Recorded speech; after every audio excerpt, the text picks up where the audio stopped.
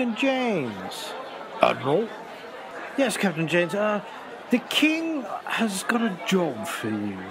The Royal Society has just signed off on a scientific expedition to measure for the Astronomer Royal the transit of Venus, which is going to be well placed in the Pacific.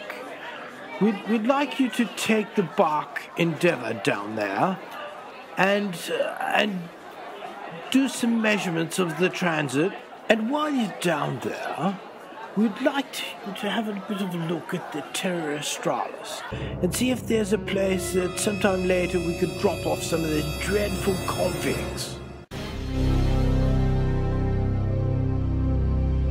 And that's where the journey began as we skip forward to today in 2012, the 6th of June.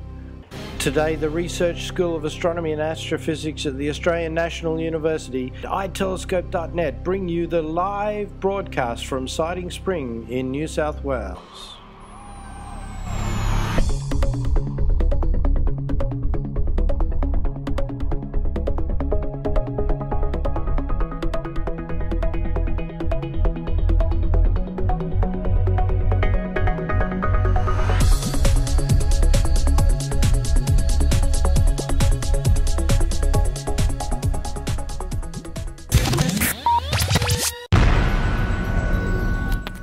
So here we are, folks, live in the iTelescope.net studio. On the mountain we have Aussie Pete and Donna Burton, who are steering the little Meade telescope up there today and meeting with the visitors at the Visitors Centre. So the first event on the calendar this morning is First Touch. That's where the disk of Venus first touches the outside of the disk of the Sun and the eclipse or transit commences. So that will be happening at 8:14 now, coming up in not long. You're watching live the transit of Venus, the last one you'll see in your lifetime.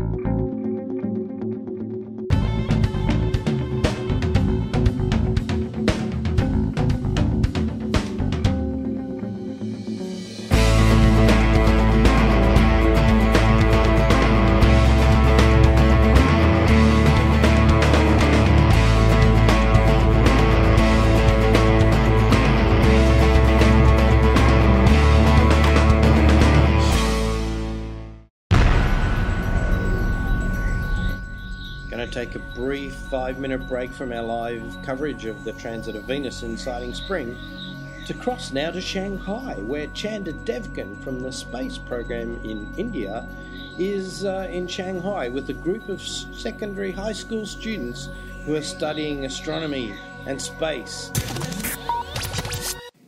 So g'day Chanda, it's Peter here, and we're just thanks for taking the time to have an interview with us today. Yeah. I understand you've taken a group of students from the space group in India across to Shanghai. That's a big trip for you, for the group. Yeah, the kids were really excited about it, so they wanted to see the Venus transit right from the start till end. So we thought, let's try it from Shanghai, because that was the closest we could go. We tried Hong Kong also, but we had an annular solar eclipse in Hong Kong, and the weather was not very good over there, so they missed most of it. So they said, instead of Hong Kong, let's go more towards the Chinese side. So we are up in Shanghai right now with a group of around 47 students and teachers. Wow! So and those students have been doing a lot of great work as part of the program you're involved with in India, hunting asteroids. From what I've seen, so tell us a bit more about that. We are into the third year of the asteroid search campaign. So it started in 28th of April this year.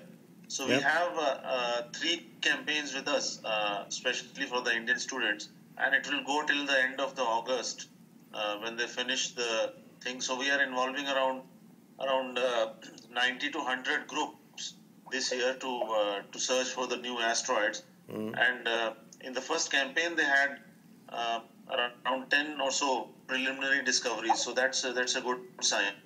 Well, that's great, and I think it's really important, with India's development in the space race, and the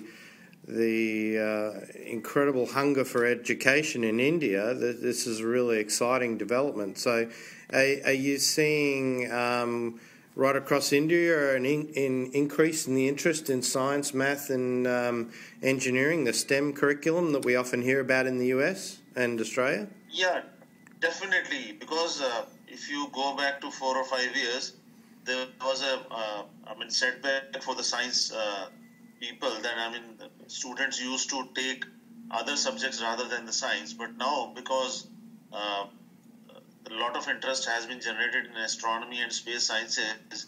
So initially, particularly the middle class students from 6th standard in India till 9th standard. That's what we call the middle. So they are going for these space sciences and astronomy topics quite a lot, and there's a tremendous increase in the interest, as well as doing astronomy as a career also. Wow, that's great. So you're in Shanghai now. You've done a trial run, I understand, just setting up all the scopes and having a bit of practice today. Yeah. So how did that go? Yeah, we arrived yesterday, and this morning we took our equipment to a place where we have thought of doing it, and we looked for the exact location from where would be doing it and doing a trial run. So kids woke up at around 4 o'clock early in the morning, so that's very surprising for us. Normally they don't. So we have been just back from that site doing the trial run, and tomorrow hopefully we'll have totally clear weather and they'll observe the Venus transit. And we have been working on few of the things like getting the contact timings, and then I had a talk with Professor Huddle in US. So he had given us one of the experiments to do, taking the images at regular intervals. So that part we will also be doing here in India as well as in Shanghai. So we combine all those parallax measurements and get the Earth-Sun distance. Yeah, great. That's exciting. So it's really great to have young people involved in real science projects, isn't it? Yeah, especially as I told you, the school children.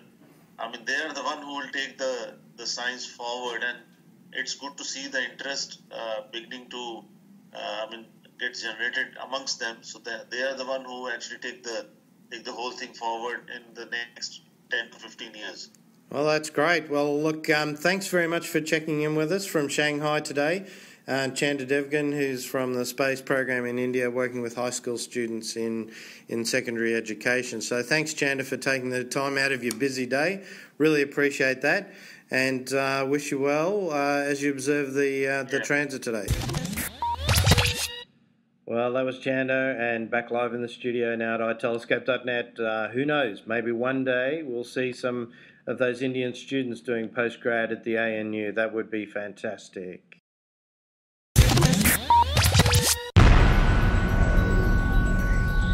So we're back live on the mountain now with Aussie Pete, steering that telescope, keeping us on track with the transit of Venus, and Donna Burton from the Australian National University on site, working with the crowd and making sure and supervising, making sure everything's going okay.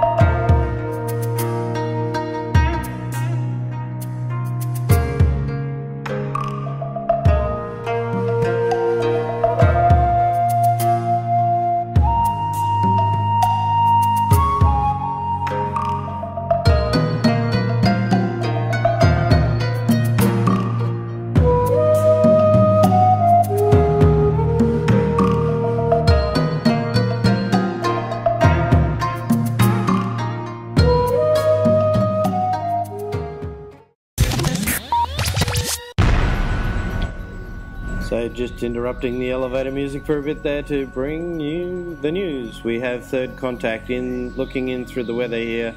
The weather's clouding in a bit on us late in the afternoon, but we have got third contact there now.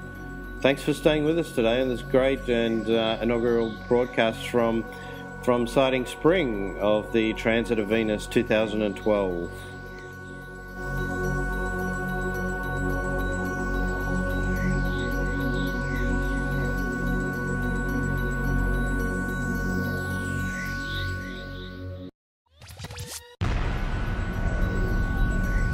What a day it's been here on the mountain at Sighting Spring.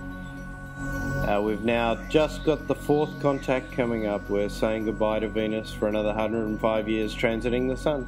It's been great to be with you here today on the mountain. We've had the visitor centre's been open. There's been hundreds of people up here. Busloads have all been watching it on the big screen, and we've had 13,000 people around the world watching it on Ustream. So thanks for joining us. It's been great to be with you today.